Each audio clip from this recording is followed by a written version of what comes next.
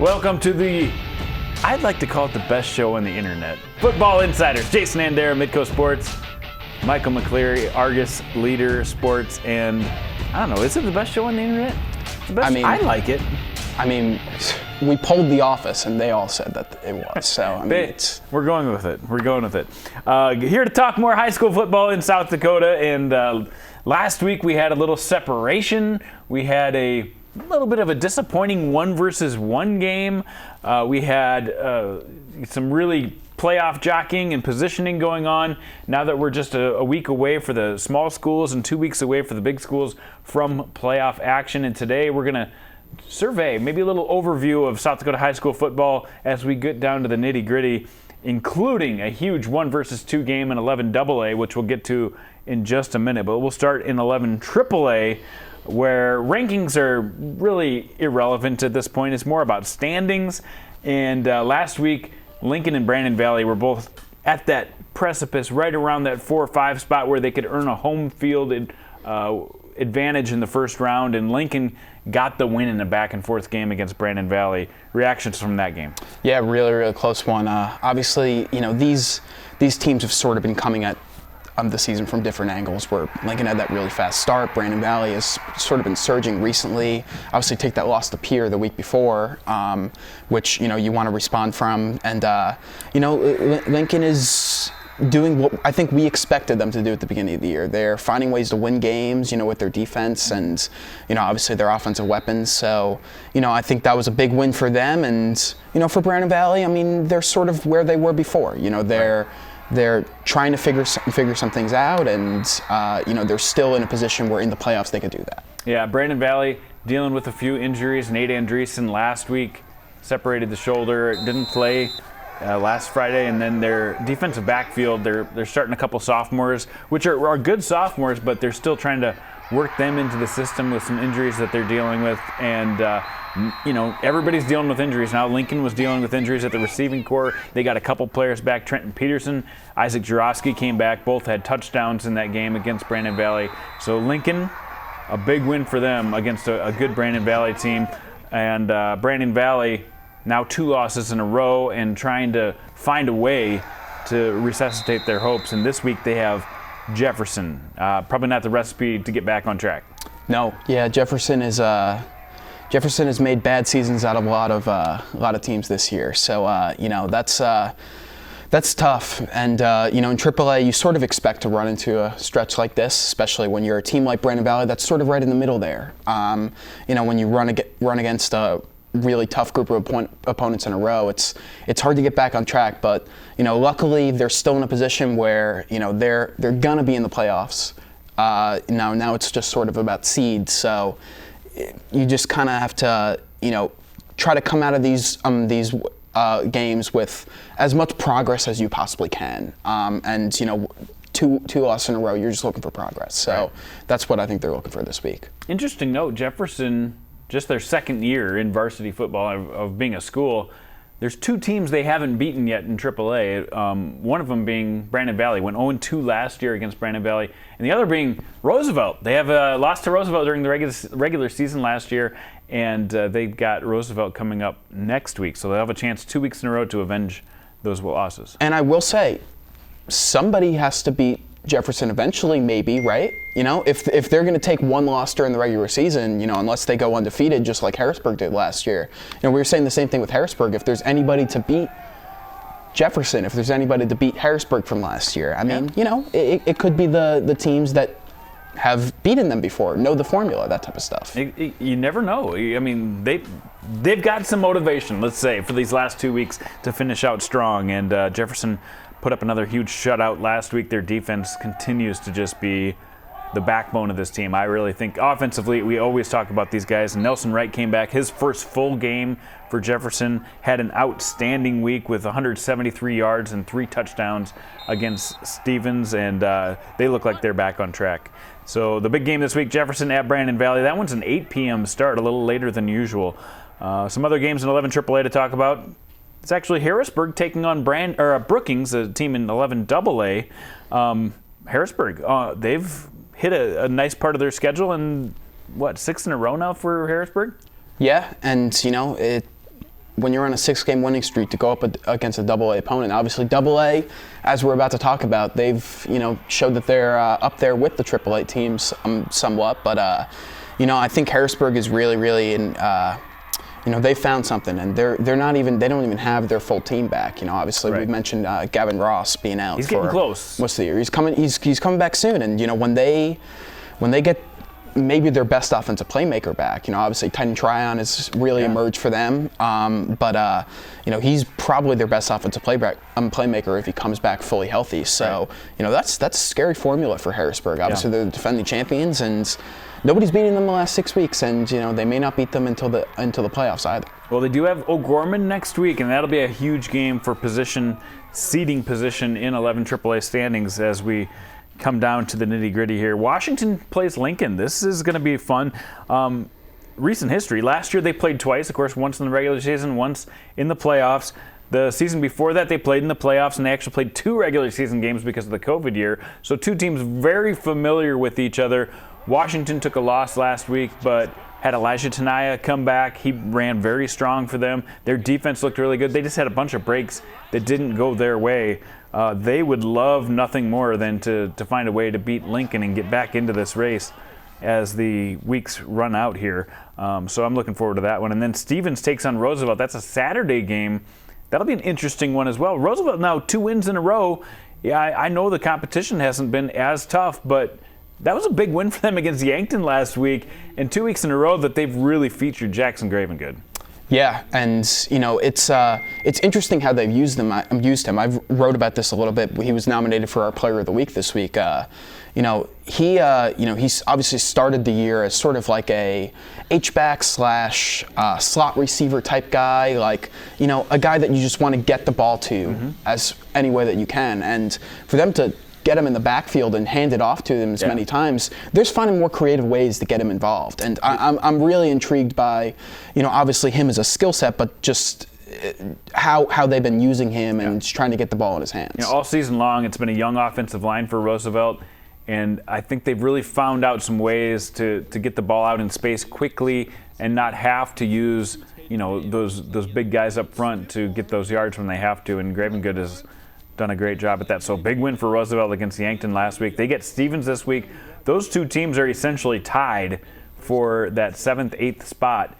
So a win here would mean you go a week without playing Jefferson in the playoffs, and I'm sure that's an incentive enough to be ready for this game. Yep. Let's move to 11 AA. This is the one everybody's talking about. Pierre and T. They've built up a nice little rivalry in their short time of being in the same class together. Played twice all time is all, and Pierre's won both of those games. Had an epic 2019 season, but that was their one tough game that year. And then last season, of course, who could forget, in the playoffs, a 3-point victory in avoiding overtime with a kick, and Pierre getting it done, coming back in epic fashion against T area. So what do you see when you first look at this on paper? Well, I see a game that, unfortunately, I won't be driving out to, and a game that I regretted not being at. I'm being at last year in the playoffs. So, last year that was arguably the game of the season, especially the way that it ended. It was back and forth pretty much all game, and then to end it, I believe it was like a 45-yard kick. It was something crazy. 40s, I know. Just an incredible ending, and obviously just this year, just with the momentum that each team has built up by beating their AAA opponents on their schedule, being undefeated, you really can't beat it as far as matchups at the end of the season go. I feel like it was a safe bet when you put this in week 9 that this was going to be a good game, but I feel like everything that's happened to this point has made it as good of a game as it possibly could be. Yeah, and it's a stark contrast between the way these teams get it done. On the ground, T averaging 286 rushing yards per game, giving up a measly 26 rushing yards per game. They'd get it done on the ground and get it done with their big guys up front. Pierre, on the other hand, has been passing the ball. They've been running it as well, but it's been Lincoln Keenholtz running the ball for them as their main ball carrier. But it really goes through what Lincoln does for this team. And so you're going to have one team trying to move the ball down the field through the air, and you're going to have the other team slowing it down, and that'll just be an interesting dynamic to watch throughout the game. Yeah, and I feel like just you see these games sometimes where T runs the ball once, twice, and it almost undervalues just how good Maddox Lighthouse has been as sort of a game manager in that offense, and he runs the ball a little bit too, and he's very good creatively getting the ball to their playmakers when they just don't want to turn around and just hand it off, as they often switch it up a little bit. But Chase Van Tol and Blake Thompson are two of the most dynamic runners in the state, and that's a really, really good combo for T. You bet it is. I reached out to both coaches. I talked to Steve Steele. He said T is really good. They're fast. That part really stands out on film. It'll be interesting to see how it all goes, and so he's worried about the speed a little bit, and he knows on defense it's going to be the biggest challenge for Pierre. On the other side, Scott Fry, he said, we're not looking at this game as a rematch, and I think everybody else in the state is calling this thing a rematch. We're not looking at it like that. It's just two different teams that have not played each other yet. He wants to distance himself from the big game hype that comes with this and get his team to really concentrate and live in the moment, I guess, against Pierre and not go against the lure of Pierre. Yeah, and I think that's fair. These obviously are two different teams, but at the center of it, T's maybe their best player last year was also still Chase Van Tol, and right. Last year obviously Pierre had Lincoln Keenholtz. So the two guys on offense that are going to be going at it, those are largely similar looks for both teams. So it's hard not to look at this as a rematch, but I do understand, especially with how some of the defensive underclassmen have stepped up for T and Pierre.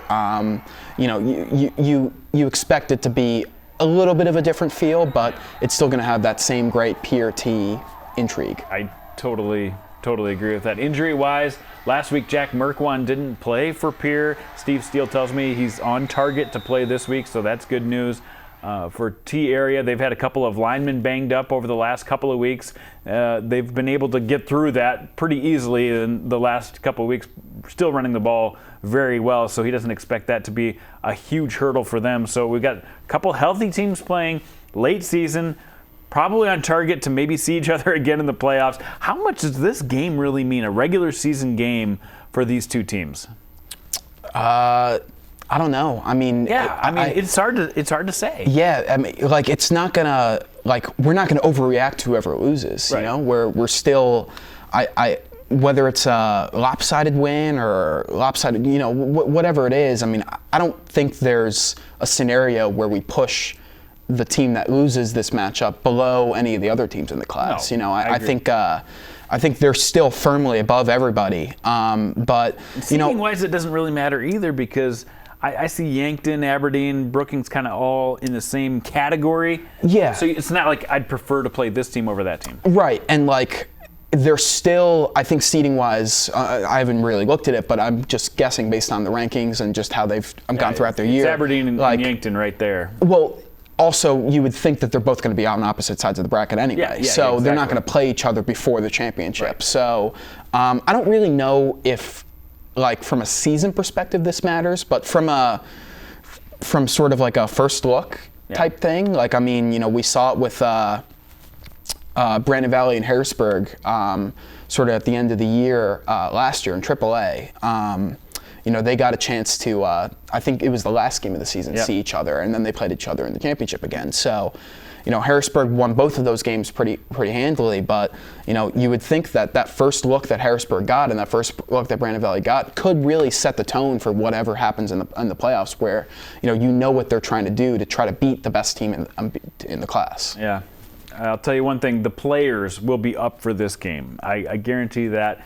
And a lot of talent on that field. Looking forward to that one. One other note on that game, that field at Pierre has really gone through a lot of rain in the last couple of weeks, and it's gotten torn up from a lot of the activity from the sub-varsity games. And so Steve Steele told me he's just hoping it dries out over these next couple of days. And during the game, not a lot of wind. He wants to be able to throw the ball. So that's the weather outlook for both of those two teams in that one. So lots to look forward to there. There's another interesting game in 11AA, though. Aberdeen Central takes on Yankton. These two all of a sudden are tied for that third spot. Aberdeen on fire. Yankton getting through maybe one of the toughest stretches of their schedule that anybody could have, and they've got injury problems as well. Gavin Swanson didn't play, and a couple other key contributors, Cody Oswald. So they're not at 100%, taking on a team that's on fire right now. Yeah, and Aberdeen Central, they obviously just beat Brookings 20-3. That's not really too close of a game. Right. That's great defensive performance, and it's a 2-touchdown win. Aberdeen Central is intriguing, and it's almost a team that sort of comes out of nowhere, where you almost wonder, like, how good can they be? Well, let's be fair. Aberdeen Central started the year out playing Pierre and T. It's easy to forget after you go 0-2 against those teams. Then they did lose to Sturgis, and things didn't look very rosy, but they have put together 4 straight wins now. They've given up 5.7 points per game in that 4-game winning streak. So defense has played a huge role for the Golden Eagles. So Golden Eagles will be featuring a really good defense. Yankton obviously features a really good offense. This will be a lot of fun to see how that one plays out. Let's look at 11A now, where Del Rapids vaults into first place. Just comments on what we see in 11A right now as far as the standings and just the teams that really stand out. Yeah, I to be honest, to go a little bit further down the rankings, I was surprised not to see Beersford at the number 3 spot, even though, Me too. The records, Dakota Valley has one more win than they do. Beersford getting a top 5 win last week. I think Sioux Falls Christian is a really, really good team, and Right. Beersford has found ways to win a lot over the past couple years now. Obviously, this is one of the best 2-year stretches maybe in decades for them. So, I was a little surprised not to see them there, but Dakota Valley is obviously deserving of, being in the middle of those rankings. So, I think it's fair. But Del Rapids to jump West Central, obviously after West Central, suffers a loss that I'm sure we're going to talk about a little bit later. But, it's, you could argue that you shouldn't necessarily knock West Central for the game that they played last week.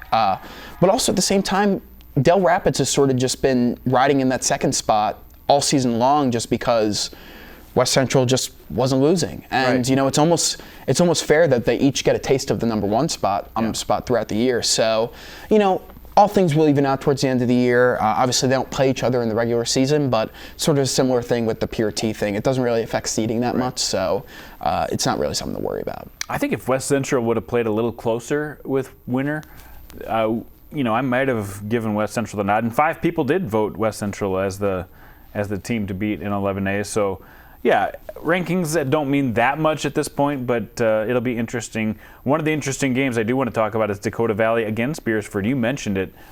We both voted Beersford higher, but Dakota Valley has a little better record, and they end up getting that 3rd spot. But when you look at their common opponents, especially in Sioux Falls Christian, Beersford snuck out a close one. Dakota Valley lost by 10 to Sioux Falls Christian. Dakota Valley has not beaten a team over 500 yet this year. They've not played quite as tough a schedule as Beersford has. Yeah, and I came out of that game against Sioux Falls Christian really, really impressed with Beersford, because Sioux Falls Christian went on a little bit of a rally in the second half, and they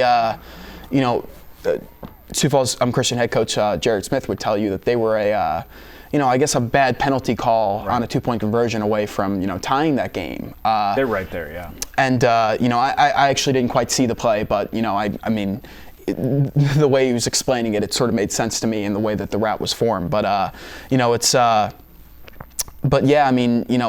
Beersford, to their credit, like, everything that Sioux Falls Christian threw at them, and they threw a lot at them in the second half. They made some really, really nice changes, and they're a really, really good team.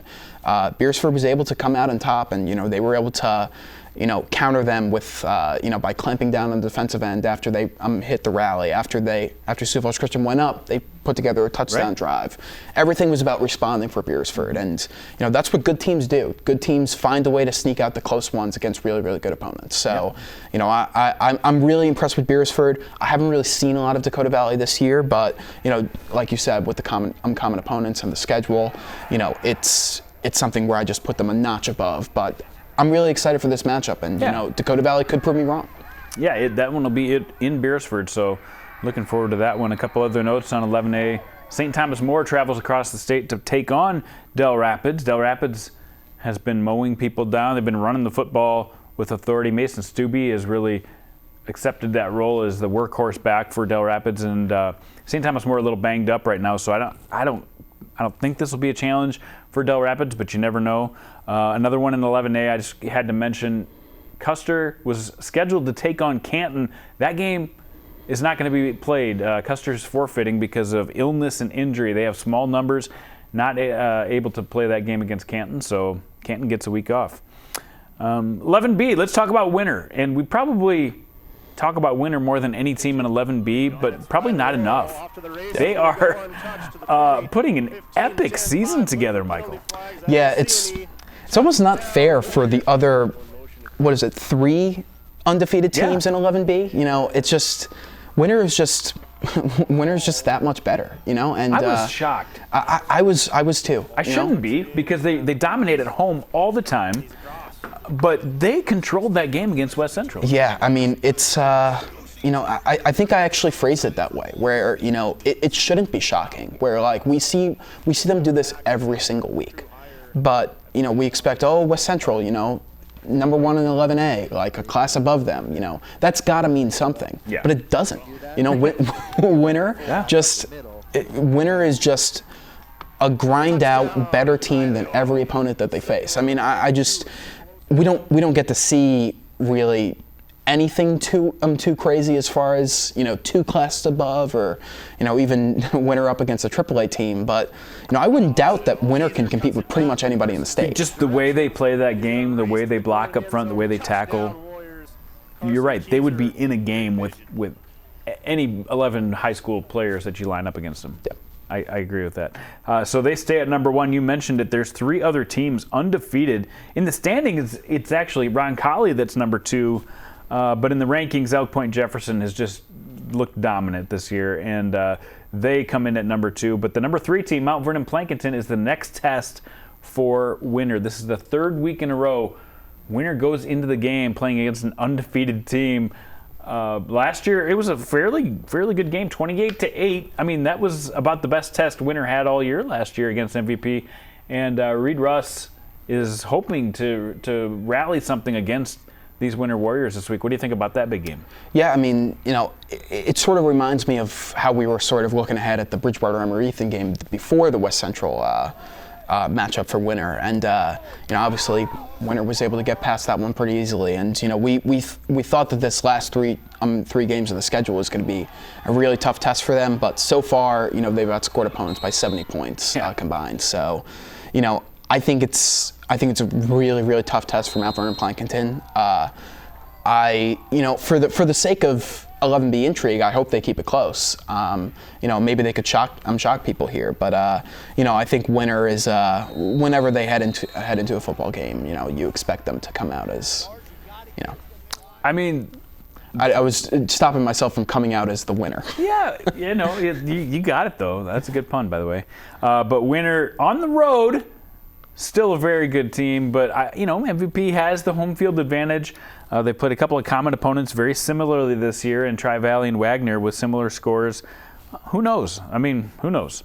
But yeah, Winter comes in definitely as the favorite in that game. Let's talk about some 9-man football. This is the final week for 11B and also the final week of the regular season for 9-man football, and a couple interesting games. Platte Geddes taking on Canastota, and I think you and I both believe that Canastota maybe has the toughest schedule in all of 9-man football. Even though their record doesn't look good, I think this is a chance for them to make a statement.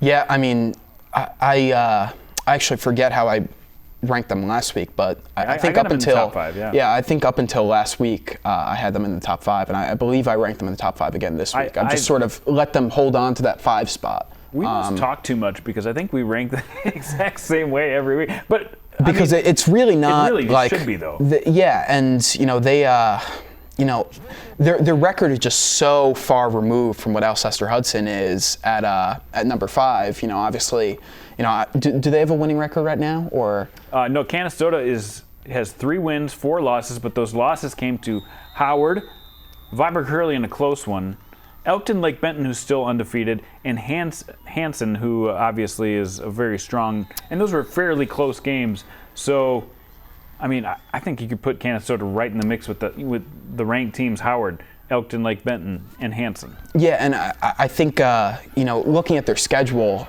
I'm pretty sure they play a majority 9AA schedule. Yeah. As far I don't really think they play a lot of 9A teams, which you look at the record and you're like, oh man, like Canastota's a little bit down this year after going to the state championship last year, but it's that's not the way to evaluate their season because they're playing really, really tough opponents that they won't have to beat in the playoffs. So exactly. I've always let them hold on to that 5 spot because I feel like they're just looking at some of the players that they had, there's a lot of holdovers from that state championship team. So it's they're, as far as talent goes, they're right up there. It's just sort of a matter of putting wins together, and I feel like against some opponents that aren't 9AA, they will be able to do that. Of course, a lot of 9-man schools are just focused on seeding this week. They want to get their seeding right. Canastota comes into the week as the 8th seed in 9A.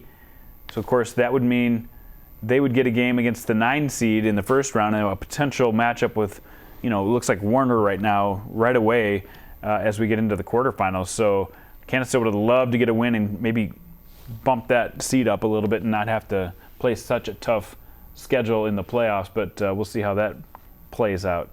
Castlewood takes on Elkton Lake Benton. Castlewood with just the 1 loss this year. Elkton Lake Benton, I mean, I rank them higher than their ranking as well. They're undefeated. They have played a pretty tough schedule, and they continue to just pass all those tests. Right now, they're going to be playing, like I said, Castlewood, a 9A power for the DVC championship. It's kind of a crossover between the 2 conferences in that 9-man conference. Another one to keep an eye on, Bonham takes on Gregory. Bonham lost last week in a close one to Parkston. Gregory, of course, their only loss came to Parkston. So that'll be fun for both of those 2 teams to try to bolster their positioning as they go into the playoffs. Gregory, of course, sits at that number 3 spot right now. Have a chance to maybe find a way to get to that 2 spot, which would solidify a home field advantage throughout the playoffs. So a big one for them. And as we mentioned, I mean, we talk about the top teams a lot in 9-man football, but this week, I mean, all these teams are going to be really concerned with seeding and playoff implications in 9AA, 9A, and 9B. So there's going to be a lot on the line for all these teams. So not just looking at these top teams, but you've got some really good teams that really could use a win for playoff positioning as we head into this last week. All right, this week, what kind of coverage are we expecting from the Argus Leader? Friday, I'm going to go out to Del Rapids to watch the new number 1 in 11A go up against St. Thomas More. That would be a good matchup for them.